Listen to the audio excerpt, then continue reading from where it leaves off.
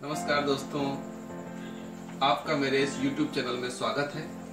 आज बात करते हैं घुटने के दर्द के बारे में। घुटने का दर्द या ऑस्टियोआर्थराइटिस, उसको ऑस्टियोआर्थराइटिस कहते हैं।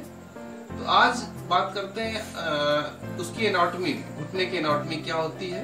तो घुटना जो होता है वो दो हड्डी से मिलकर बना होता है। जो ऊपर की हड्डी थाई वाली होती है उसको फीमर कहते हैं, जो नीचे की हड्डी होती है उसको टीबिया कहते हैं।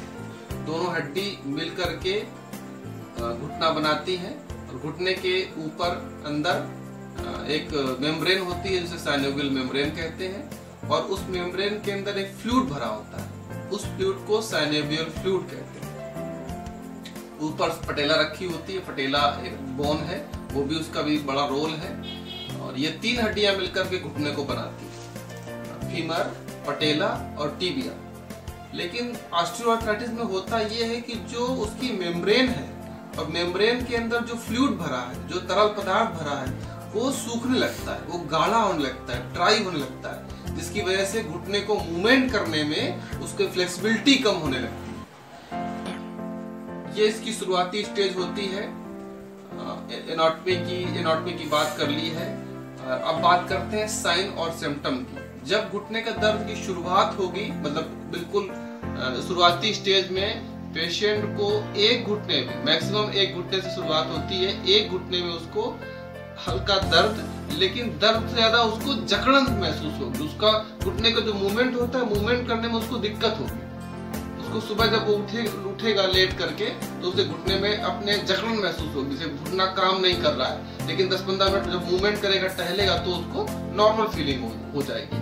ये शुरुआती स्टेज है। अगर इसी समय पेशेंट अवेयर हो जाए तो ये बीमारी आगे नहीं बढ़ने पाएगी, उसी जगह वो ठीक हो जाएगी। दूसरी बात करते हैं, जब ये बीमारी किसी कारण से नहीं इलाज उसका हो पाता है और आगे बढ़ती है, तो इसको मिडिल अगर लेवल में समझें तो मिडिल लेवल में यही दर्द बहुत काफी होने लगता है। बहुत ही उसे कह सकते हैं, बहुत दर्द होने लगता है, बहुत जकड़न होती है, पेशेंट को चलने में लंगड़ाहट फील होती है। उसे जब से वो सीढ़ी चढ़ता है तो उसको बहुत तकलीफ होती है। उकड़ू बैठता है तो बैठ नहीं पाता है, पलथी मारकर बैठ नहीं पाता है।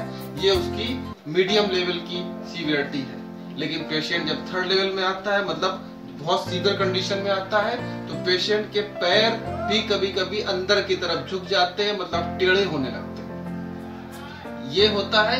या फिर उसके घुटने में इतना दर्द होता है कि वो पेशेंट लेटरिन बाथरूम तक जाने में उसको बहुत दिक्कत होती है। स्टिक लेकर चलना पड़ता है, स्टिक लेने के बाद भी उसको परेशानी होती है। वो थर्ड लेवल की होती है या बहुत सीवियर कंडीशन होती है। अगर अभी बाद में बात करते हैं, अब बात करते हैं कॉजेस की। इस बीमारी के कारण क्या है। पेशेंट को कभी घुटने में चोट लग गई, किसी वजह से चोट लग गई, या फिर उसको ट्यूबरक्लोसिस हो गया, या उसको शुगर हो गया, या उसको किडनी में कोई दिक्कत हो गई, या शरीर में कोई इस तरह की और कोई प्रॉब्लम हो गई, उसकी वजह से ये ऑस्टियोआर्थराइटिस ज्यादा देखने में आती है। मोटापा भी इसका एक कारण है। अगर शरीर ज्यादा मोटा है, वेट है, तो भी घुटने में तकलीफ हो सकती है। बात करते हैं अब इसके डायग्नोज की। कैसे डायग्नोज करेंगे।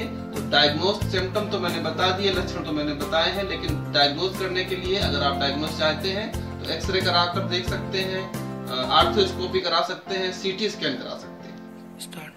हाँ, तो डायग्नोज मतलब पहचानना, कैसे पहचानेंगे, उसकी रिपोर्ट से कैसे पहचानेंगे, उसके लिए मैं बात कर रहा हूँ। वो डॉक्टर को दिखाएंगे तभी क्लियर हो पाएगा। अब बात करते हैं इसके ट्रीटमेंट की। तो देखिए, फर्स्ट लेवल का जो होता है, शुरुआती स्टेज में है, तो कुछ आप एंटी इन्फ्लेमेटरी ड्रग्स और कैल्शियम और कुछ विटामिन लेंगे, साथ में फिजियोथेरेपी करेंगे। फिजियोथेरेपिस्ट से एक्सरसाइज सीख करके आप घर में करेंगे तो फर्स्ट लेवल में ही आपको बहुत आराम हो जाता है। और मैंने कई मरीजों को, अपने फर्स्ट लेवल के मरीजों को एक्सरसाइज और दवाइयों के माध्यम से ठीक होते देखा है। जब सेकेंड लेवल में आता है, सीवियरिटी थोड़ी बढ़ जाती है, तो फिर दवाइयों के साथ साथ फिजियोथेरेपी भी करानी पड़ेगी, लेकिन दवाइयां भी लेनी पड़ेंगी। और फिजियोथेरेपी में कुछ मशीनें होती हैं, अल्ट्रासाउंड और IFT, इसमें SWD भी अच्छा काम करती है। ये मशीनें अच्छा रोल करती हैं, आपको ठीक होने में बहुत हेल्प करेंगी। लेकिन जब थर्ड लेवल की आ जाती है सीवियरिटी बहुत बढ़ जाती है, या फिर पैर टेढ़े हो जाते हैं, अंदर की तरफ झुक जाते हैं, तो समझ लीजिए फिर उसमें ऑपरेशन ही कराना पड़ता है।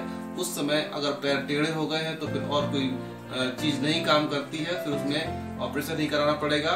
लेकिन फिजियोथेरेपी से आप काफी कुछ ठीक हो सकते हैं अगर आपने रेगुलर उसको इस्तेमाल किया है। और यदि आप आयुर्वेदिक के शौकीन हैं और आयुर्वेद को अपनाना चाहते हैं तो आयुर्वेद में कुछ दवाइयां हैं, महायोगराज गुग्गुल, रुमार्थो, महानारायण तेल की मालिश, बृहदवात चिंतामणि रस और लाक्षादि गुग्गुल, ये दवाइयां लेने से भी आपको बहुत आराम मिलेगा। लेकिन साथ में एक्सरसाइज फिजियोथेरेपिस्ट से पूछ कर ही करें। जो भी लोग ये मेरा वीडियो देख रहे हैं वो इस तरह की समस्या से यदि ग्रसित हैं तो आप अपने किसी भी एक्सपर्ट से, ऑर्थोपेडिक से राय लेकर के उसके बाद में फिजियोथेरेपी कराएं। फिजियोथेरेपी सीखने के बाद में ही इस ट्रीटमेंट के प्रोसेस में आए, आपको निश्चित तौर पर आराम मिलेगा। और इसी के साथ अगर आपके कोई और प्रश्न है, किसी कुछ पूछना चाहते हैं, कुछ जानना चाहते हैं, कुछ इस बीमारी के बारे में और कुछ जानकारी आप चाहते हैं मुझसे, तो मुझे कमेंट्स बॉक्स में लिखें। एक्सरसाइज कौन सी करानी है, मशीन कौन सी लेनी है, जो भी आप विस्तार से, क्योंकि इसमें मैं आपको केवल शॉर्टकट में थोड़ा जानकारी दे रहा हूँ, बस ट्रीटमेंट में नहीं सिखा रहा हूँ। ये वीडियो मैं सिर्फ आपकी जानकारी के लिए बना रहा हूँ। इसको जानकारी लेकर के आप अपना ट्रीटमेंट जहाँ पर भी है वहाँ पर आप शुरुआत कर सकते हैं। और कुछ चाहिए तो मुझसे आप कमेंट बॉक्स में पूछें, मैं उसके लिए अलग से वीडियो बना दूंगा। वीडियो देखने के लिए आप सभी को थैंक यू, नमस्कार।